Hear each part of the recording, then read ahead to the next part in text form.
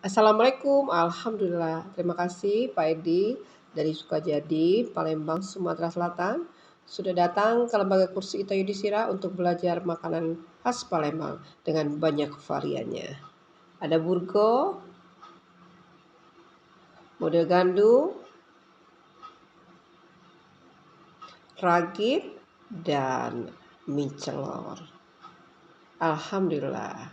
Ini hasilnya luar biasa.